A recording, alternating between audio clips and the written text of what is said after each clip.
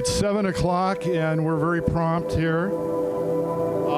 Thank you all for coming. It was the crowd we were expecting or hoping for, and it looks like you guys all came through. Thank you. Thanks a lot. So, welcome to our very first Cave Creek Dark Sky event. It's pretty amazing. We have some very special speakers tonight, which I will introduce in a little while. My name is Bruce Arlen. I'm the co-founder of the Cave Creek Dark Sky Initiative. And thanks a lot. So I wrote this out, but I'm going to try to be casual. If you can. So first I want to thank David Court, who runs the Desert Foothills Library. It's a pretty special place. Thank you, David, and for being very generous with this room. It's an amazing AV system and air conditioning and new seats. It's awesome. And to Ashley Ware, who's not here tonight, but she's the events manager. She works very hard. She's a very busy person, and she's on a little bit of a holiday. Thank you, guys. I also want to thank my cohort, Bob Hughes. This is Bob Hughes. All of this stuff right here is taken from his Cave Creek Observatory. It's phenomenal work. Thank you, Bob. And this is not even half of it. I mean, he has a big catalog, and he's also the co-founder of our organization, and he's a very dedicated dark sky person. I also want to thank Ron Walker, who's back there tonight. He's our videographer. And Ron is an astronomer too. He runs the Star Barn. You've probably heard of it. So we have two guys here, local astronomers, and tonight we'll be talking to some other astronomers. And I also want to thank Fred Daniel. Thank you, Fred. Fred is a good guy, a good neighbor. He's a great designer. He helped with the banners and a lot of other things. So it's really great when people dig in. He, on his own, put up those snipes on the banners if anybody saw it. Just today, yesterday and today. Very inventive. Thank you. So 7 years ago, Lisa and we moved here from Los Angeles to Cave Creek, and we were looking for a rural lifestyle. I've always been an outdoors guy, but frankly, we needed a real rural experience, and we came especially for the dark sky. So 7 years ago, when we moved out in the north part of town, honestly, on any given clear night, I could see the Milky Way, no question about it. It was there. In 7 years, it really has diminished. It's an incredible situation, and it's not because of what we're doing in Cave Creek, because we're doing actually a very good job in Cave Creek, which it can be improved. It's the encroachment. And I thought, well, what can we do? What could I do? How to mitigate this light pollution?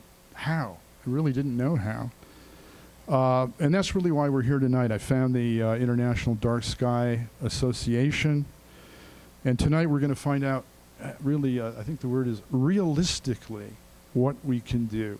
Not pie in the sky, not fanaticism about dark skies and turning off our lights and all this kind of stuff. There are real things that can be done. And we're going to find out about that tonight. Our dark sky is, without a doubt, our largest natural resource out here. It's bigger even than the ground. And we have to protect it. So, as I like to think, is the dark sky preservation really goes hand in hand with the stewardship of our open space, such as the Conservancy. So linking that together, I think, is a good way to think of things. I decided to do something about it. People like you are here tonight. We can hold the line out here. We can make a difference. And we can make a difference to our, literally our lives day in and day out, and to our neighbors. So we're about to start our presentation, and we're going to listen to a couple of experts to find out how we can achieve this dark sky certification, which I didn't mention before. We have to go through a process that will be explained tonight. It is not painful. It's actually a good thing. At the end, we're going to have a fairly short question and answer period because we only have so much time. We're going to try to pack in hopefully 5 questions to be answered by our astronomer experts tonight. So stick around, please. That's important to hear from you. So that's what I had to say. Now I want to introduce our mayor, Ernie Bunch. He wants to say a few words to you. Mayor Bunch. You know, I think what Bruce has alluded to here is that we're pretty close already, and the biggest issue that we've got is the encroachment from the south without the same values that we have. Relate a little thing to you. I've always been an outdoorsman and slept under the stars when I get a chance and enjoy watching that. But my wife and I were headed up to Utah about 7 or 8 years ago, and actually we were going to Idaho is where we were going, and I took alternate 89 through Fredonia toward what's the town in Utah, Kanab. And we'd eaten in Flagstaff, so as you're driving, that's a pretty long drive across there, and I had the urge to stop the vehicle and get out about 2 o'clock in the morning. When I got out and looked, I think it was even more spectacular than this photograph that Bob's got up here. That's what we're missing by the light pollution that we've got in the valley and by not paying attention to what we're doing. I think it's education. We've got a lot of good ordinances in place now. We're pretty close. These guys will tell us how to get closer. But I think we can do a whole lot better job, and we can all enjoy what the heavens have in store for us to look at. And that's about all I've got to say. I'm not a long-winded kind of person, so. I want to introduce Dr. John Barentine, who is the director of, not the director, well, yes, he is. He's the director of public policy for the International Dark Sky Association. Dr. Barentine earned his PhD in astronomy from the University of Texas at Austin. He previously, why is that funny? Oh, I got it. I did see that sign. Right. That is funny, really. Yeah. Thank you. He previously held staff positions at the National Solar Observatory, Apache Point Observatory, and the Sloan Digital Sky Survey. Throughout his career, he has been involved in education and outreach efforts to help increase the public understanding of science. In addition to his work for IDA, he is a founding member of the University of Utah Consortium for Dark Sky Studies, serves on light pollution committees of both the American Astronomical Society and the International Astronomical Union, and is a fellow of the Royal Astronomical Society. John is the author of 2 books on the history of astronomy. One is called The Lost Constellations, and the other Uncharted Constellations. He even has an asteroid named after him, 14505 Barentine. Does anybody here have one? No? It's named in his honor, actually. His interests outside of astronomy and light pollution research include history, art, and architecture, politics, law, and current events. So let's begin. Thank you very much. Thank you to Bruce for that introduction. What I'm going to do now over the next, I hope, about 35 minutes or so that I don't bore you too much, is I'm going to step through what the requirements are for our program in order for Cave Creek to be designated an international dark sky community. I have the benefit of a little ride-along we did last night around Cave Creek. It was very helpful to see the city at night, as opposed to making assumptions about what it looked like. To tell you the truth, I'm not from Cave Creek, but I'm a native of the valley. I grew up on the west side. I've been here before. I was very pleasantly surprised by what I saw last night, because I thought that y'all had fallen victim to the sort of out of control development that the rest of the metro area has in about the last 25 or 30 years. And what I saw was remarkable in terms of the use of light at night here. So obviously this is what we're trying to avoid. I don't think Cave Creek is ever going to look like that, which is good for Cave Creek, probably for lots of other reasons besides the light. But of course, this is the context. This is looking out over the Phoenix Basin, the context in which Cave Creek sits, and why it's more important than ever to take these steps. And I think that they are reasonable ones.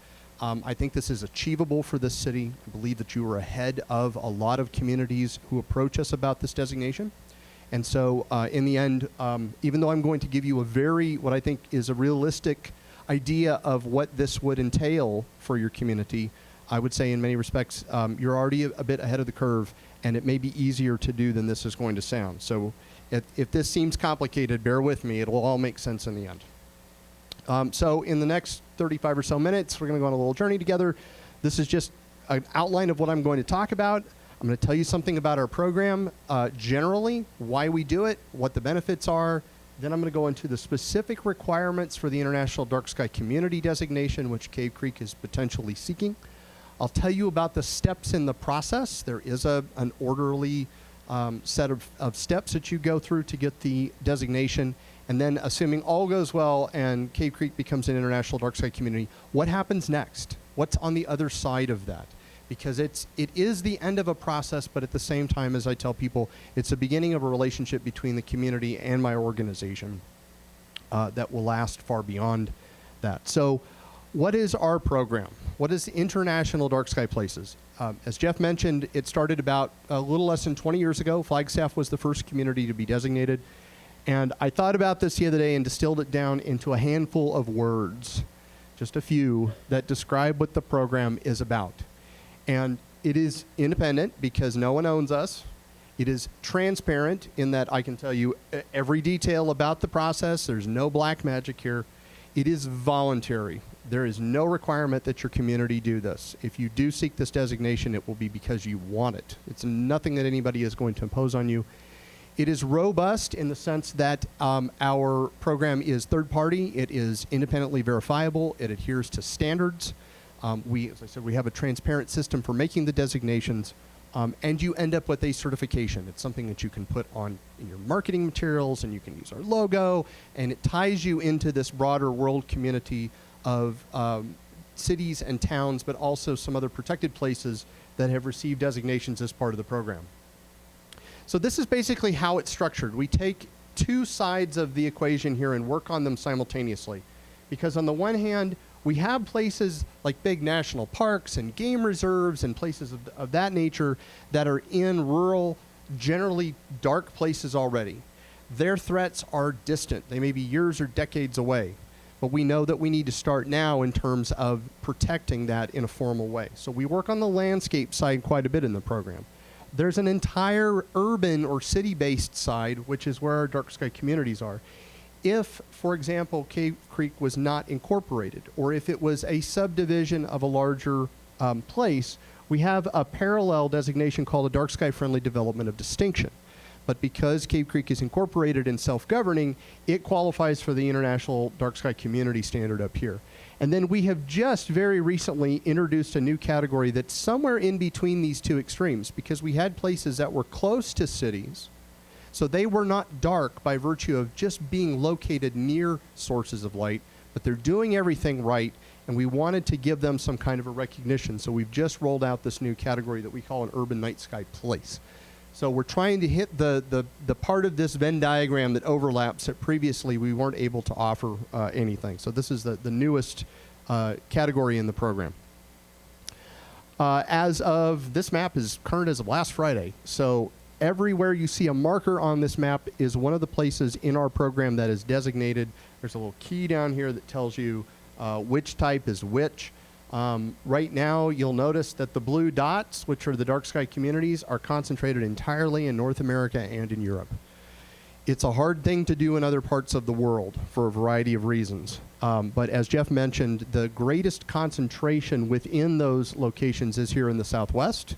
And of them, more than 1/4 of all of the dark sky communities in the world are here in Arizona, which says something about this place's commitment to dark skies. But just know that if you decide to go through with this and you do get the designation, you'll be joining this rather exclusive club of places around the world that have applied for and received designations as part of our program. So why do this other than, you know, maybe it's an expression of what your community is aspiring to, or in the case of Cave Creek, what you're already doing in many respects. It's just formalizing that, if you will. These are all some ideas of why a community might do that. And they really do run the gamut. These are our actual reasons that people have raised with us when we ask them, you know, so how'd you find out about our program? And they range from simply expressing what the community believes. One of the dark sky communities, you know, I totally forgot, the Kaibab Paiute Reservation. You know, way up on the northern border of Arizona, just before you get into Utah, on the Kaibab Plateau, there's a reservation for the Kaibab Band of Paiute Indians. And in 2015, they became an international dark sky community. So I lied, there are actually 7 of them in Arizona now. And in their case, because they don't have a nighttime tourism infrastructure, it's kind of out of the way. The only reason you might go there is because Pipe Spring National Monument is within the boundaries of the reservation. They did it simply because it is of cultural and religious significance to their people to be able to see the night sky. That's the only reason they did it. So, as they say, your mileage may vary. Some of these may apply here. I think they do. It's going to be different in every particular case. But notice that I included here something that I think is, we're seeing increasing evidence of, is that in certain places, this can be something that is a selling point for your community. It literally is something that people are now going to real estate agents and saying, I would like to buy in a place where there's some kind of a protection for the night sky because I really like seeing the Milky Way. So that may have an influence on your property values in the long run. And finally, for me, I think the most important thing is it's a quality of life aspect. Right? It's another nice little amenity to a community to be able to see the Milky Way at night, and also to not have your neighbors shining a light in your face, you know, coming in your windows. I think we've all known that case where, you know, we get calls in my office every week that start to the effect of, my neighbor has a porch light. I think everybody has seen that, right? Here's some more words. This is what our definition of a dark sky community is. The particular words that I want to point out here are exceptional dedication to the preservation of the night sky. And it doesn't talk about turning the lights off, right? That's usually what people start out thinking, that, oh, here comes IDA rolling into town. They're coming to seize all of our lights. They're going to make us turn off our lights. The place is going to become unsafe. I won't want to be outside at night. I'm going to, you know, peer nervously through my blinds at the neighbors because I can't see them anymore. That's not what it is. It talks about lighting, education, citizen support. That's what we are after here. And we truly believe that you can have all of these things simultaneously. You can have public safety. You can have adequately lit property. You don't have to run into the rattlesnake that's at the foot of your stairs at night, because there will be a light in the right place at the right time that will show you the rattlesnake before the rattlesnake finds you. Right? That's my goal. I want you to feel like this is an achievable thing that's not taking something away from me, and in fact, in some respects, is enhancing what we have here in Cave Creek. Okay, so now I'm going to run into the long, boring details. And I'm going to run through this in detail because, again, I want you to have a very realistic impression of what will be involved here. So I'm going to break that down. This is what I'm going to go through. These are the major elements of the program and our designation. I'm going to start with the nomination process. The longest part will be about the lighting ordinance. It's not all bad news because Cave Creek is already doing a lot of this in its land use code, which is very important. Then we'll talk about the community's commitment to quality lighting, commitment to education, and then what we call success in light pollution control. And those will go pretty quickly. So the nomination and support. What we need from you in order to be eligible, because we've already talked about the basic criterion, and that is the fact that Cave Creek is self-governing. So you have the ability, which your town council has already done, to create a lighting ordinance that governs the use of outdoor lighting in the community on both public and private property. So to go with that, since you're basically eligible, we will need a member of IDA to nominate you. That can be arranged. We need the endorsement of your town government, so somebody like your mayor or one of your council members can write a letter in support of that. What we call community expressions or support are letters from a diversity of stakeholders in your community who all have something to say about the nature of this designation. We support dark skies because, for whatever that happens to be. That really ought to be a cross-section of your community. So it could be schools, it could be churches, it could be scouting groups, it could be civic organizations, businesses, you name it. Just property owners here, just residents. We'd like to hear from a variety of people so that we know that there is a base of support across the community, and it's not just the province of a handful of amateur astronomers, but that it really does represent broadly what the community wants. And then just basic information. We need to see a map that has, the proper bounds of the town displayed on it so we know what we're designating. By the way, this is all in a set of written guidelines which is available for download for free from our website. So if anybody wants to dig into the details, I invite you to do that, and I can show you where that is. Okay, here's the boring policy piece that I'll try to get through as quickly as possible. But again, the benefit here is that Cave Creek is already doing a lot of these things. So we're not talking about a massive overhaul of your land use code. So these are the things that I'm going to put up in these blue boxes right here I'm lifting language specifically out of our guidelines. These are the things that have got to be included. Jeff talked about having fully shielded fixtures. You'll see some of the same pictures that he had in his talk.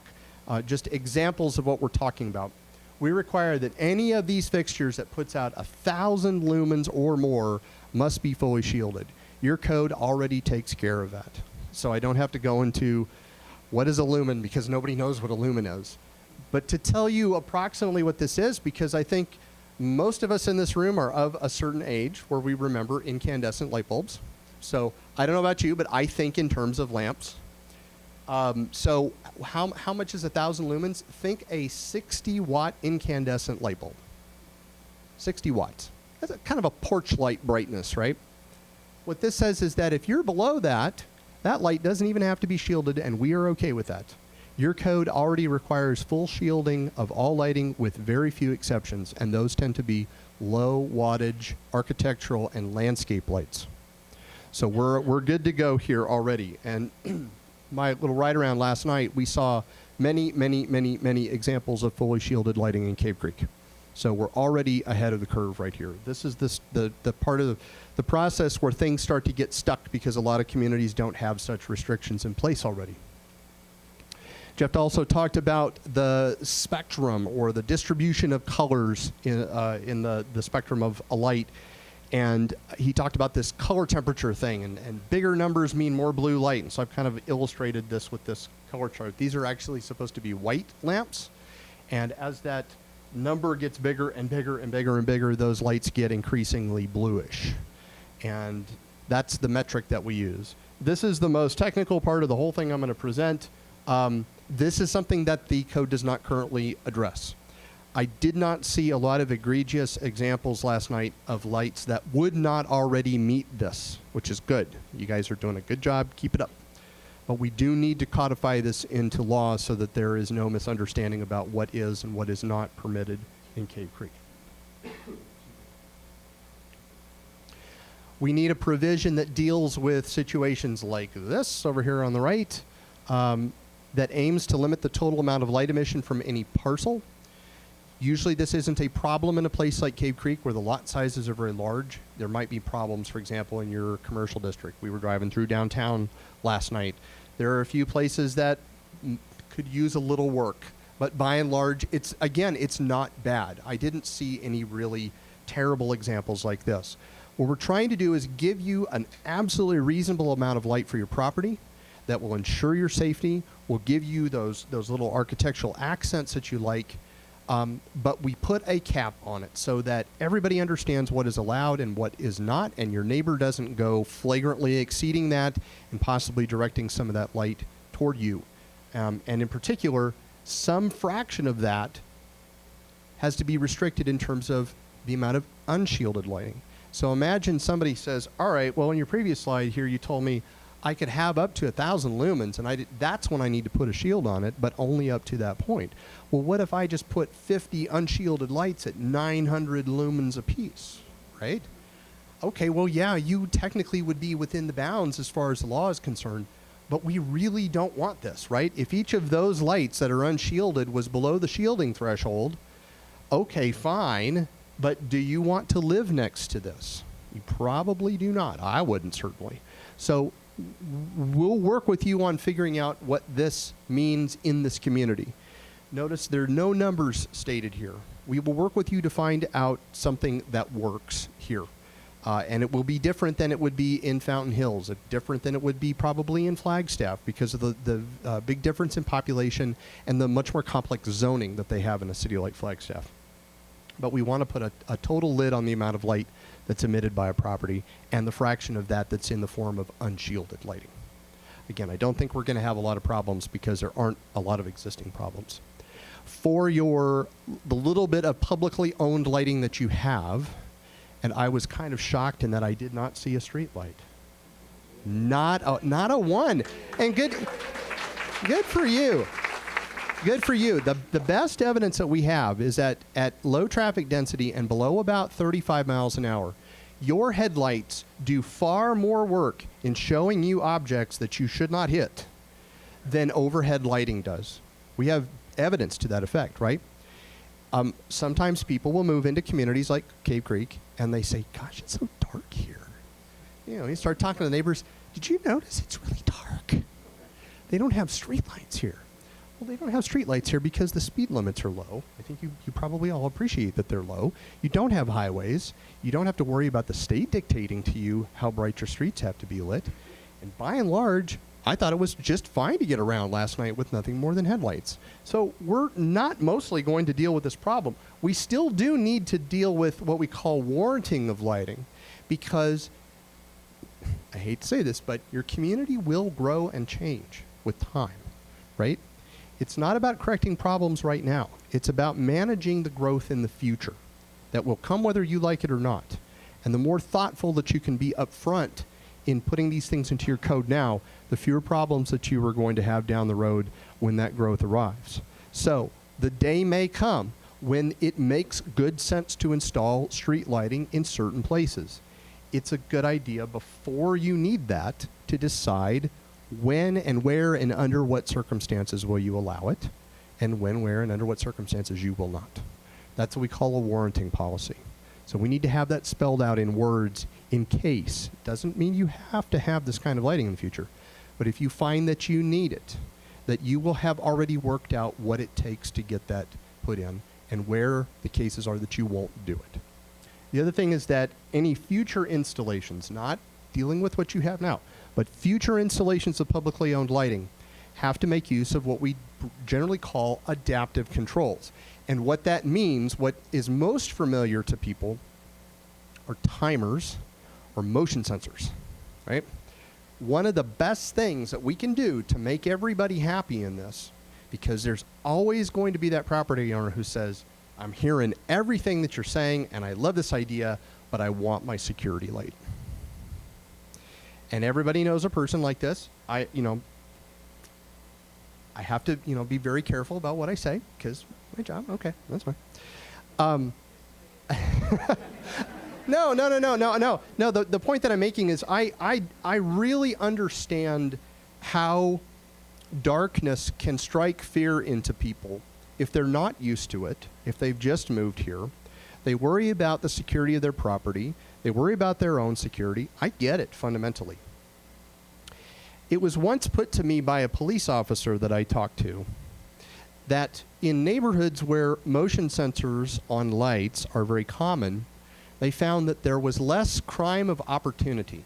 So think about property theft in the overnight hours, right? If the lights are on all night, somebody can see across the street what you've got, and you've given them some light to operate by.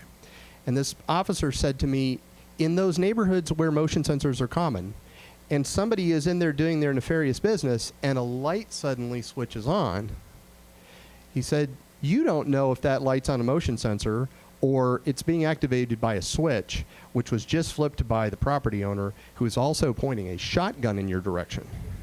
So element of surprise, right? If you really want to talk about security, what we want to do is limit that light, because if you're a cop on patrol and you see lights on all night because they're always like that, you don't have much reason to pause and wonder if somebody is over there doing something at 2 in the morning. And I guarantee you, your neighbors are not looking at your property to witness somebody doing something nefarious to go call the cops. But when a motion sensing light comes on, if it is properly calibrated so that people complain sometimes, they trip too easily. That's a user adjustable feature. You can get it set right so that it's not going to be, the bunny rabbit running across the road that trips the motion sensor, but it's going to be the full-size person who's in your yard. In that case, law enforcement knows that something is afoot, and they're going to go take a look at it.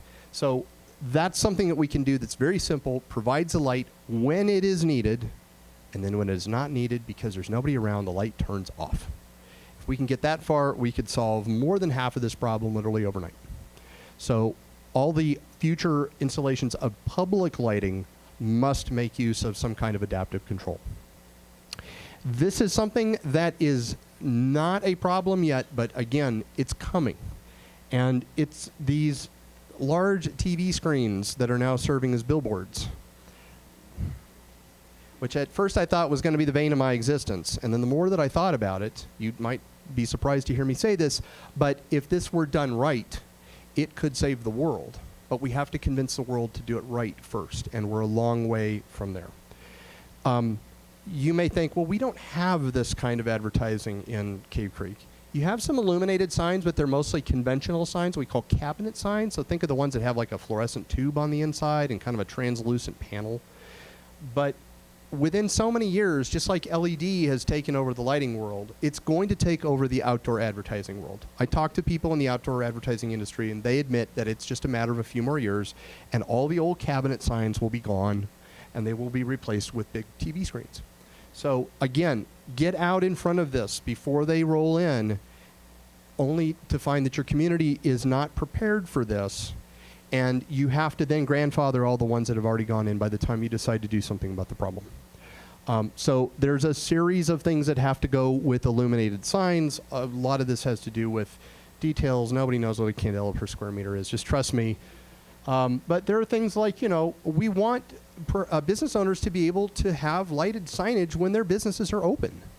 If it's an on-premise sign, people should be able to find you. That's okay. That's not an affront to dark skies for that to be the case. And then if you are off-premise, you have to shut that down within an hour of sunrise or sunset. They're the big contributors. Think of the billboards on the freeway. I don't think this is ever going to be an issue in Cave Creek, but let's make sure that it never does, basically. Let's put this stuff into place in advance. I don't think you have any sports facilities in town. Is that correct? The school. Okay. Your school, if it is an independent school district, may not be subject to your town laws. It varies. If it is, there are a series of things that have to be in your code that regulate this kind of lighting, because this is some of the worst of the worst. It's on more often than it needs to be. But again, I don't want to take the ability of somebody to have a high school football game on a Friday night. If it is done in a way that's sensitive to the needs of the neighbors, you don't leave that light on all night, etc. We can all coexist. And again, it isn't an affront to dark skies. We have developed a series of guidelines for this kind of lighting, and we have incorporated them into the requirements for our program. So even if you don't have this kind of situation over here, and I don't think that Cave Creek ever will, again, we're putting sensible things into the code now to make sure that if the day ever comes when this is an issue in Cave Creek, we will have settled this already. And the last major piece is that, of course, all of the existing lighting, the existing non-conforming lighting, the stuff that doesn't even meet your code now, can continue to operate. But we've got to put a date in the future in which, in principle, it all becomes conforming. Otherwise, some of this stuff will remain out there for 25 or 30 years. So we feel that 10 years is a pretty good length of time for people to do what they need to do. And to be quite honest, at the rate that lighting tends to fail, especially in our hot desert environment, a lot of fixtures won't make it 10 years anyways. And they're going to be replaced before that 10-year period is up. And when they do, and this is the important part, all of the good or the new lighting that goes in will be good. We will have dealt with the really terrible stuff in the permitting process, and it won't be allowed to go in the first place. We're not trying to create an undue burden on property owners to deal with non-conforming lights. The point is to get there in a reasonable number of years, and a lot of that is going to be through attrition anyways. All right, so that's the most boring part, all the dumb policy stuff. Okay. This is what we want you to actually show in terms of compliance with your code, and it doesn't even talk about private lighting. But your public lighting, what of it you have, which is not much, must be in compliance with all of those policy requirements within 5 years of receiving the designation. This is usually a bigger problem in communities where they have extensive municipally owned street lighting, because that can be a big expense. And we're running into cases now where there are cities that said, well, gosh, you know, we replaced our street lights 5 years ago and it wasn't cheap, and now you're telling us that they won't meet your standards. Fortunately, you don't have to deal with that. So largely, this isn't even going to apply to you, but we would have to get an inventory of the public lighting in town and make sure that it did comply within 5 years. And then we ask that the municipality make an active outreach to the community to educate them about what the policy requirements are in order to help them along towards mostly voluntary compliance. Because I guarantee you, when the rubber hits the road and we have to start enforcing codes, nobody wants to do it. And that's not the way that we're going to get to a solution of the problem generally in society, by threatening people, right? So the more education we can do, the more people are going to come along, because I believe most people are reasonable people and they want to follow the law. They need to know what the law is and what their obligations are under it. And then the last two items here, one is community commitment to education. So we ask that you have at least 2 dedicated events per year that are about dark skies outreach. So that can be astronomy themed events. It can be, they have a fantastic night sky festival now they do down in Fountain Hills once a year. So that's one of their events right there. They did it in March this year. It was hugely well attended. It was amazing how many people turned out for that. So they can be combined with other kinds of community events. You don't have to be a freestanding thing. You can tack it on to something that Cave Creek is already doing. Notice that these are ORs here. There should be an OR on the end of this. These are things you can do. You can do the awareness events. You can make resources about dark skies and proper outdoor lighting practices available to your residents and your visitors. A way that you can do that is inserts in any kind of materials that visitors receive. Some people have worked with the hotelier operators in their communities to have information in their directories, for example. There's lots of different ways you can approach this. This is harder to do out in the West, but in other parts of the country where there's more local involvement in creating school curricula, you can also put something in the curriculum for the kids and get them learning about dark skies early. All of those, any of those things will count as that requirement. And then lastly, what's labeled success in light pollution control, that we used to call the 10 projects requirement, but it's turned out to be something that is not so easily defined by a number. We used to say that you had to do at least 10 construction projects, so new construction, demonstrating that the outdoor lighting ordinance was being effectively implemented, so that your plan review was doing what it was supposed to be doing, and the stuff that was going in was good. So we would want to see from the plans to the completed construction to show that everything was working like it was supposed to be doing. Not every community has 10 construction projects anywhere in its boundaries within a year, or they're not really very diverse. You might have all homes and you don't have any businesses going in within a particular period of time. We will work with you to figure out what an appropriate number is. We just want to be certain that your code, as it is being implemented, is done right, and it's doing what it intends to do. If we can't figure out something like that, we'll work with you through some sort of alternative means to show that the code is being implemented properly. So that's what we mean by demonstrating that you are being successful in controlling light pollution. Okay, those are the requirements. That's the basic set right there. You do all of those things I just described. that makes you eligible for this designation. So what does this actually look like? What is the process like? So there are several stages here, and I give rough time frames for all of them over on the right. So right now, we're at this point here. We're preparing the nomination. The town has already inquired with us about it. We're here tonight. We're having this event. I'm presenting to you what all those requirements are. The town has been informed. The Dark Sky Committee knows about this, certainly. It takes time. Of that, roughly 1 to 2 years on average, the biggest part of that is getting the ordinance done. But I also, when I say 1 to 2 years, I also assume that it's going to take a year to get the ordinance alone done, because most places start out with nothing. You start out with a code that's really not bad, right? We're talking about making amendments to it. We're not talking about writing something from scratch. That is less of a political hill to get over. So I think this will not be as lengthy of a procedure if the council gets behind it than it is in other communities of comparable size when we do this kind of designation process.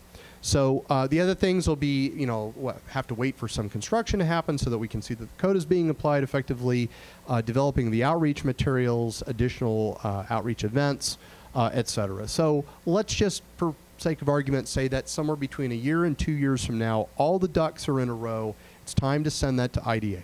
Okay. Then what? So we have a set of deadlines for the program that roll throughout the year, beginning in January, and they happen every other month. You can submit for any of those deadlines. If you miss one, the longest you have to wait is 2 months until the next one. So it's not as though there's only one deadline date a year, and if you miss it, you're stuck for another year until the next one rolls around. So we have plenty of opportunity to accommodate applications throughout the year. What we recommend is 1 month before that deadline date that we would like to see a complete draft of your nomination. It's a written document that addresses the requirements in the program guidelines. They range from, I think on the short end, about 35 pages. The longer ones are in excess of 100 pages. Whatever it takes to lay out all of the evidence. A lot of times the communities like to kind of take the opportunity to toot their horn and talk about the other great things that makes Cave Creek a fantastic place to live. And you can put those things in there. But it need not be a lengthy document that you hire somebody to prepare or have to have a graphic artist gussy up for you. You do not need to do that. As long as you show how you meet our program requirements, you're all set. We have a process of review that occurs in 2 stages. And the reason that we want to do this pre-flight check is that if we do that and we get the wrinkles ironed out before that formal process begins, this goes a lot more smoothly for everybody. We have a standing committee of our board of directors called the Dark Sky Places Committee that's made up of people who have themselves been through this process, generally as project managers of previously successful nominations. So it's a kind of a form of peer review. These are people that have firsthand experience. They're holding up the ideals of the program. They're tasked with dissecting your application in detail and making sure that everything is as it should be before they give it the thumbs up. So once the application is submitted, everything lags by a cycle. So, for example, we have a deadline coming up at the end of July. Anybody who submits their nomination by this deadline at the end of July will be formally reviewed in September, and they will get a final answer from us in about the first 2 weeks of October. So there's about a total of 10 weeks. So you get to cool your jets as soon as you submit.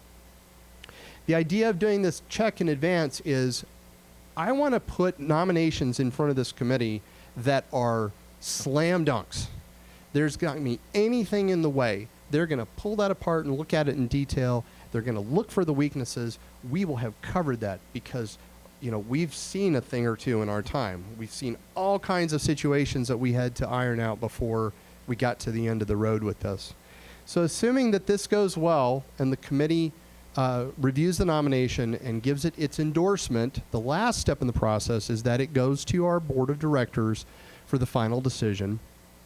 They get 10 days to do that. I like to say I think our standing right now is we're 99.7% successful in that 10 days because, again, the really heavy lift is done right here. And so what we want to put in front of our board are things that are absolutely non-controversial and things that they're going to want to say yes to. So they're given an opportunity if they want to ask questions. If they have any concerns, we can get those taken care of. But generally, this is sort of a rubber stamp because all of the hard work is already done. So if you add this up, again, your mileage may vary, but I tell people 2 years on the outside is not uncommon. In complex situations or bigger cities, it may take longer than that, and a lot of that has to do with getting the policy piece done. But for smaller communities with few problems and a code that's already in good shape, to tell you the truth, I think we could have this done in Cave Creek in under a year. So by this time next year, it could all be done. And what I'm going to wrap up with here is a description of what happens after the day that I or my colleague Adam Dalton, who manages the program, gives you the phone call that you've been excitedly waiting for weeks, when hopefully we tell you that everything is good and the committee's endorsed your nomination and our board has been very happy to vote yay on it, and it's a done deal. So what do? So we want to tell the world about it, right? Here's our announcement for Fountain Hills when it became an International Dark Sky Community at the beginning of 2018. We will work with you on an announcement strategy. I am not going to let the cat out of the bag before you are ready for that. Usually we work if you have a communications person in your municipal government or a PIO or somebody like that. We'll work together to come up with a media advisory. I noticed there was a story in the Republic today, so local media are already interested in what you're doing. That makes it a lot easier to get the story in when the big day comes. And then you will also get your own page on our website that will list information about your community and links to your lighting ordinance and if you have pages on your town website, we get to say nice things about you.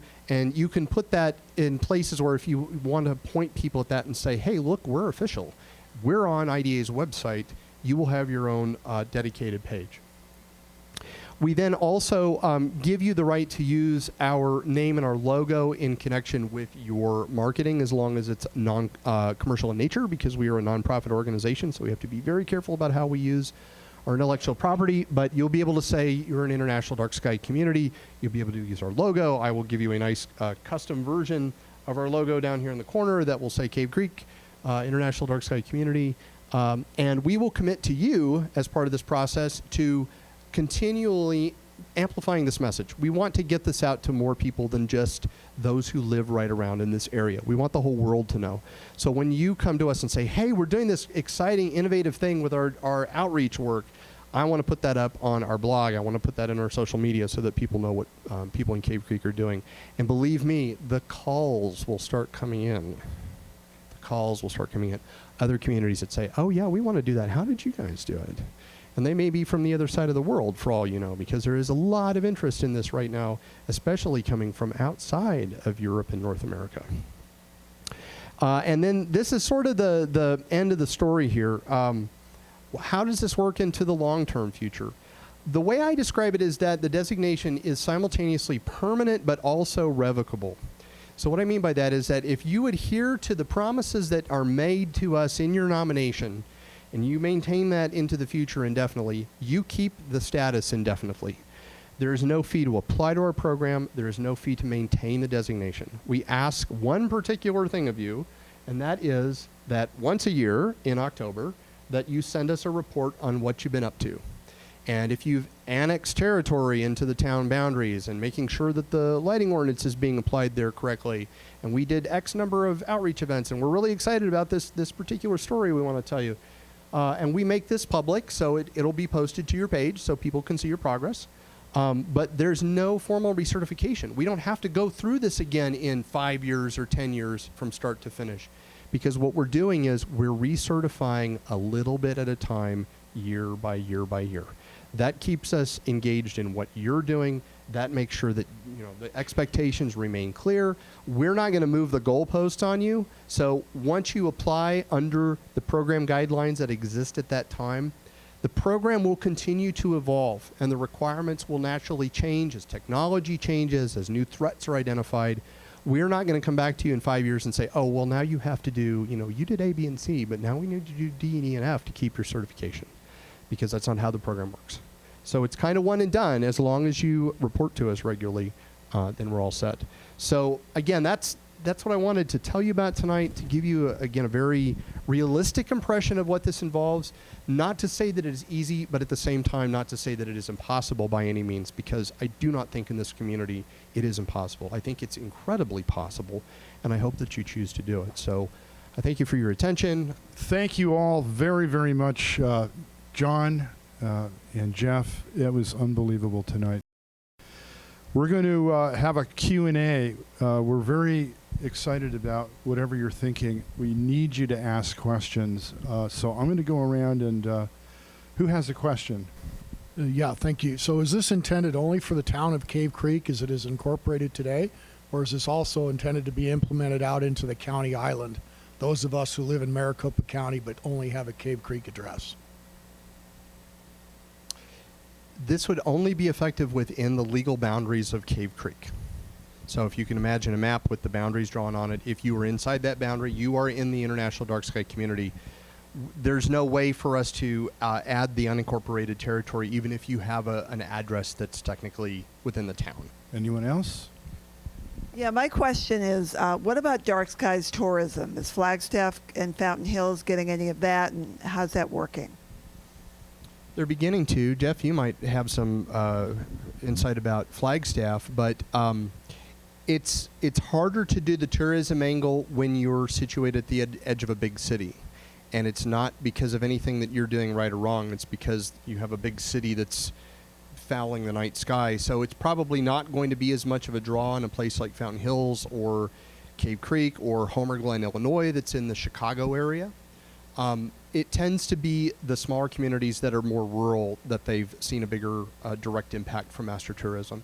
But at the same time, one of our ideas that we've been kicking around for a while is a tourism trail within Arizona that would run all the way from Tucson up through Flagstaff and would have stops designated along the way. And absolutely, we would put all the communities on that list, definitely. We're working with Arizona Office of Tourism on that. What a great program, Bruce. Thank you. In the town of Cave Creek, we do not have a code enforcement officer. We are a citizen-driven complaint town. So that pits neighbor against neighbor. Could this program work if we would end up having groups and blotches of neighborhoods where there's no complaints filed because no one wants to turn in their neighbor? I can't see this working for us. Do you? You know, that's a great question, and I am glad that you brought that up, because that's what I get in these presentations, maybe more than any other type of question, is about code enforcement. Can the code be effective if there's not a really good way to enforce it? And I have seen it work in municipalities like this where you don't have a compliance.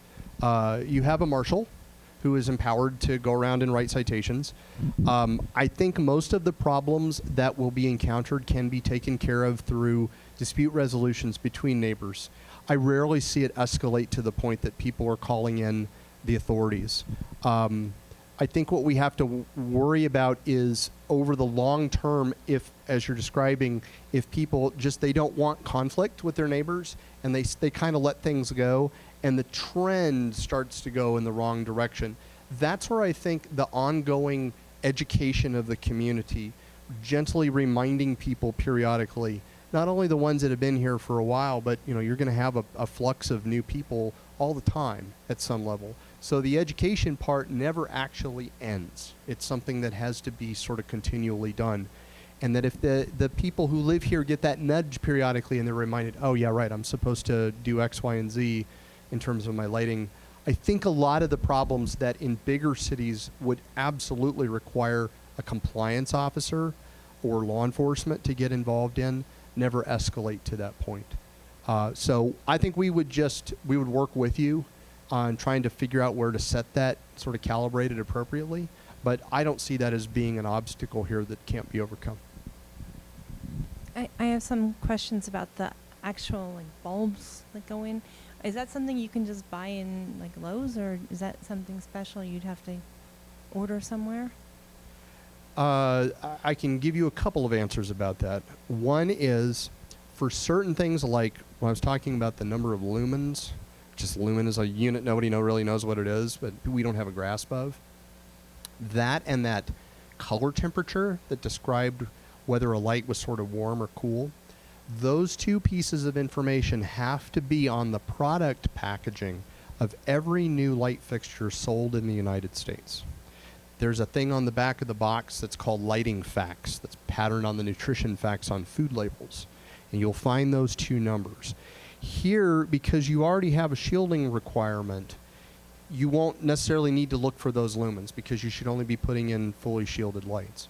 So, but the box isn't going to tell you if it's fully shielded. You're going to have to use a little intuition with the design, and maybe if you can see it, usually they have the displays, you'll get a feel really quickly for whether something will work or not under this code that you already have. Once we get the part with the spectrum taken care of in the code, then you will need to look at the box and say, oh, this is below 3,000 or whatever the number is that gets written in. You'll also can look for my organization's logo. We have a program called the Fixture Seal of Approval. And we set criteria that if lighting manufacturers meet them, they're allowed to use our service mark on their product packaging. And we keep that consistent with the dark sky community requirements, so that right now, if you go into a retailer and you look for our service mark on the box, you're getting something that will meet the requirements. You have to be careful because it may not be what the code requires. If your code is more strict than our program requirements, but you'll know at least that it's consistent with our program requirements. And my other question was about the when you throw out the bulbs, is there any issue with the waste, like the gases in it or anything like that? There's less of a concern now with the toxic materials in lighting. It's not as it was when we were worried a few years ago about all the compact fluorescent lights that had mercury in them, and they had little pictures on the box that basically meant don't throw this in the trash. There's still some planning that has to be done for end of life with newer fixtures, especially with LED, because they have some heavy metals in them. So you're not supposed to dispose of them in the trash. You're supposed to, like when they do, I don't know if they, county does pickup for if they do paints and stuff like that, or if you have to take it to a location. But basically all lighting now is made with materials that really should properly be recycled when they get to the end of life. I'm assuming you do a number of these presentations. What's your success rate of, giving a presentation and then having a town or a municipality turn into a success story? And what is, if a town decides not to, you come, you do your presentation, and they decide not to, or it's just not working out, have you determined what the reasoning is behind that? Those are good questions also. If I had to estimate it, I think my personal success rate is at least 50%. I mean, I don't know. I go and I turn on the charm, and you might be interested to know, though, as a point of comparison, what the overall success rate in our program is. And I worked that out on the basis of we get in an average year, and this is over all of the categories, so it's not just the communities, but it's the parks and the places as well. We get somewhere in the neighborhood of 180 to 200 inquiries a year. So that's somebody who fills out the form on our website and says, hey, we're interested in the program. And the outcome of that is everywhere from we send them information on getting started and we never hear from them again, to people that will go all the way through and be designated. So we call it sort of a leaky pipeline, because there are different points along the way where people take the exit ramp because they determine that they can't proceed for one reason or the other. We have been lately designating 15 to 20 places per year, so our success rate is actually only 10%. That means 90% of people who inquire are never going to get there. But again, I think there's an immediate cut. There's about half of the people that get the information back and they dig into the guidelines and they think, well, this is not what I signed up for. Like I'm in over my head. And often that's the case because there will be one person in a community or a park or a reserve who's really into it, but they don't know anybody else who's into it. And so it becomes a project of one. And that's a lot of weight for one person to carry. I think that's what causes a lot of them to fail. Some will come along after some time has elapsed. So we'll hear from somebody in the beginning, and I will hear nothing from them for 2 years, and I think they have fallen off the face of the earth, and they'll say, "Oh, remember me?" Can we still do that? So sometimes the projects get restarted. With the communities, to be perfectly honest with you, it depends on where in the world we're talking about. We have usually the most trouble at the ordinance stage and in communities where they don't already have any regulation of lighting. And there are people who will come out to meetings and they'll say, "I don't care what you're doing this for, I'm not participating in this." And they will not play the game at all. And sometimes that spooks the elected officials, and they say, "We can't deal with the opposition here," and that's where they back down. So I would say overall, probably the success rate for the ones that get past that initial stage is pretty good. It's probably approaching 70-80%. But the stage where things falls off tends to be when we get into the business of telling people what they can and can't do on their property. Okay. We have another question here. I'm sure I'm not the only one here from Carefree. Obviously, we live very much cheek and jowl, and we share each other's light as well as each other's company.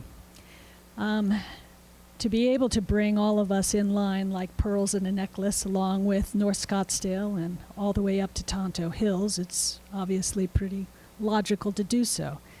The question is how do we proceed with that within the lineage of your deadlines, and how do we get our council to follow along suit, along with the bigger thing, a question mark of North Scottsdale, because that would be partitioned past Pinnacle Peak, no doubt. That's a tall order, because that's you've listed already several municipalities. There's City of Phoenix butting up against things, and I would love to see Phoenix go through this, but as the communities become bigger in population, it gets harder to achieve consensus on anything. So I don't imagine a day anytime soon when Phoenix is going to come on board. And then we have all the unincorporated county land that kind of zigzags in around between the municipalities as well. I think it was a really hopeful event when Fountain Hills got its designation. I had reporters calling me from places like Europe because they were so intrigued by how is this possible? They're on the edge of this, one of the biggest cities in America. How can they be a dark sky community? That doesn't make any sense. And what I had to explain was, for the communities, it's not about protecting an existing resource necessarily. It's not like a park like the Grand Canyon that's dark because they're out in the middle of nowhere, right? It's about drawing the public's attention to an issue, changing the way we think about lighting, and maybe in the long run, the sky gets darker. That would be the ultimate, indication of success. Fountain Hills really threw a stake into the sand here and said, we're going to do this on the edge of one of the biggest metro areas in the United States, and we're going to be successful at it. And they did it. And they really cleared the way in some regards, and there's a direct line you can draw from their work to where we are tonight, the fact that we're even having this meeting.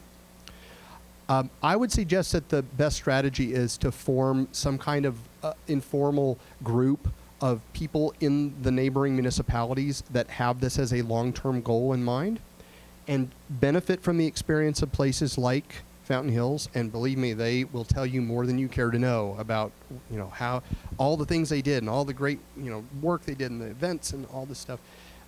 Draw from the experience of the people around here who know how to do this. But if Carefree comes on board, if Scottsdale says, hey, we're interested in doing this, I think we really should start coordinating efforts and saying, okay, how can we work in parallel on this instead of going off and all working in this sort of disconnected way? So let's see if that develops. Get Carefree Town Council on the line and tell them I'll come out and give them a presentation. Let's get the process started. Let's see where it goes.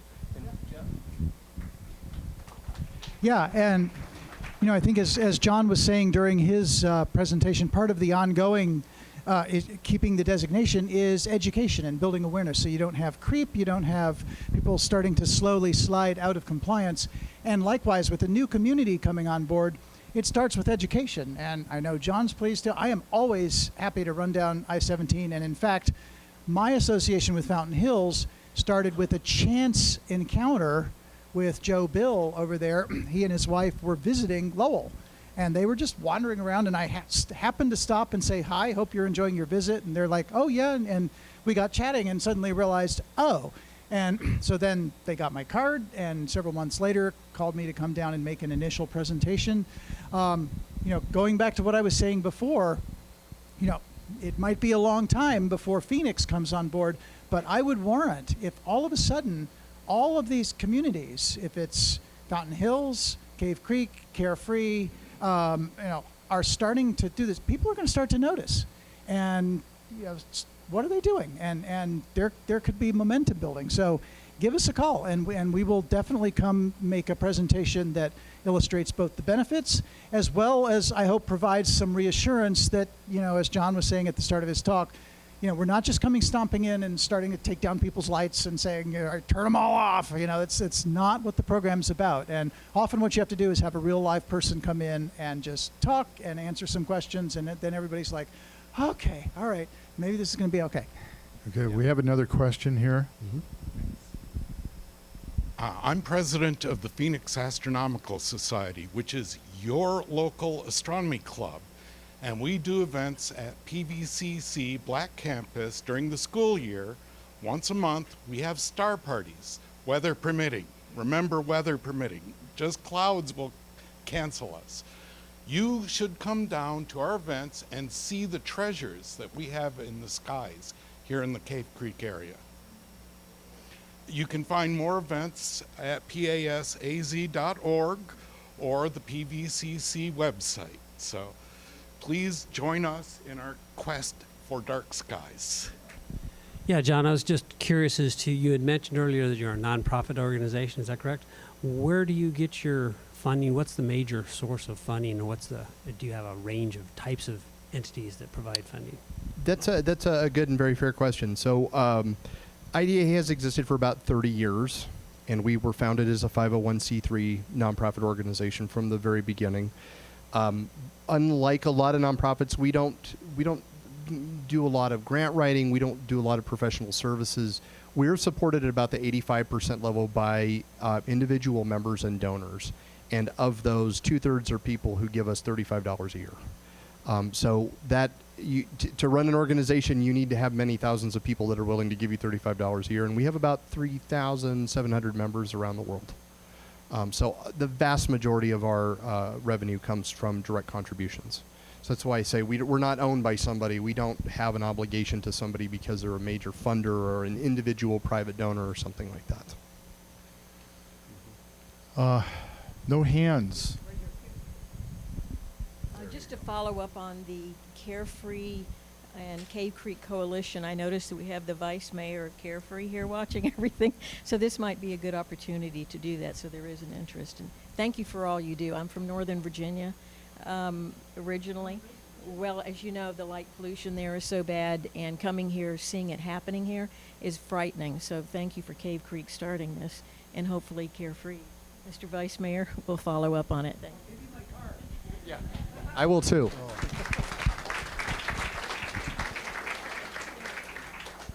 We have time for one more question. Anybody? Dig deep. No? There's a fella. Okay.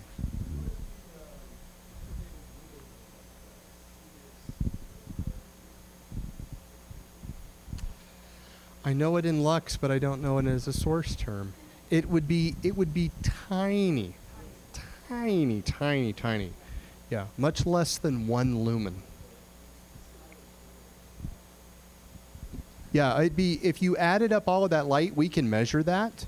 Jeff showed a picture that was that funny kind of blue looking thing that was a false color representation of the night sky. If you add up all of that light, you are still below the faintest sort of night light in a bedroom you could imagine. So think about that we've been under only that amount of light at night for millions of years as a species, and the idea of having a night light or a bright clock or something has just appeared in the last about 130 years.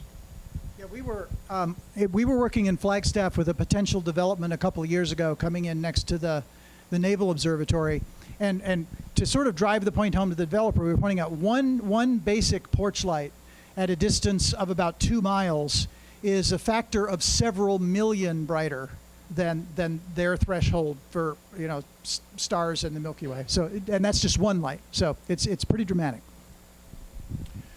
Thank you all for coming. I mean, this is such a thrill.